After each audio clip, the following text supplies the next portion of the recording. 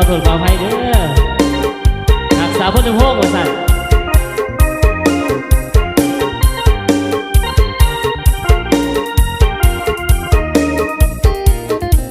บุญคงนำพา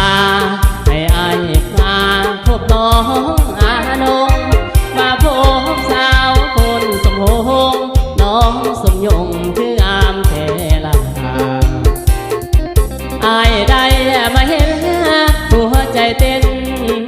ตื่นภาวะสาวงามจิตใจโสภาใจอายนะหากเจ้าแล้วคนดี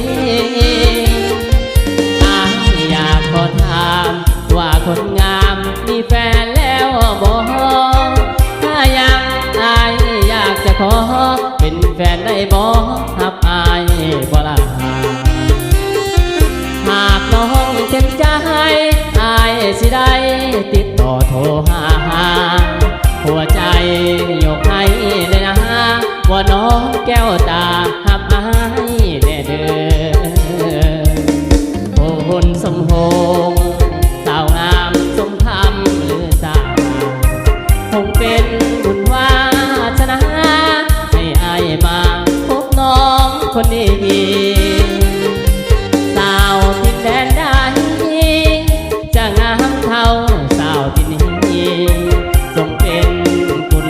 สตรีเจ้างามโสภีดอกฟ้าสวรรค์หากน้องเห็นใจอายสิให้ผู้ใหญ่ไปขอตกลงกับอายบ่น้ออายสิไปขอผู้เคียงน้องลาอยากมาเป็นเคยช่วยน้องทานให้ไทยนาเก็บเกี่ยวช่วยกันสร้างสากับน้องแก้วตาชาวบ้านโพนสมโห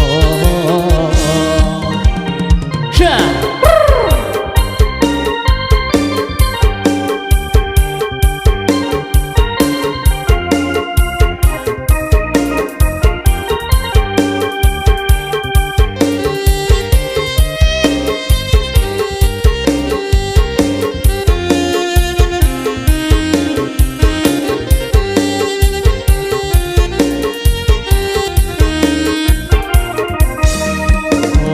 สมห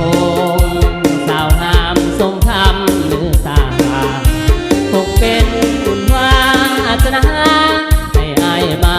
พบน้องคนดีสาวที่แดนไทยจะงามเท่าสาวที่นี้ทรงเป็นกุลสตรีเจ้างามโสภีดอกฟ้าสวรรค์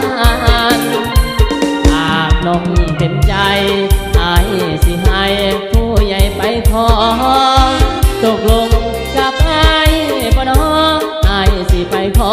ผู้เคียงน้องลาอยากมาเป็นเคยช่วยน้องทานให้ไทยนาเก็บเกี่ยวช่วยกันสร้างสากับน้องแก้วตาชาวบ้านโพนสมโหเชื่อ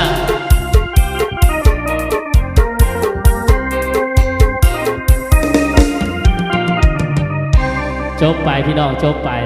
นักสาวบ้านโพนสมพงษ์ว่าสั่นจากปลายปากกาจันแหล่ล่ามิวสิกมื้อนี้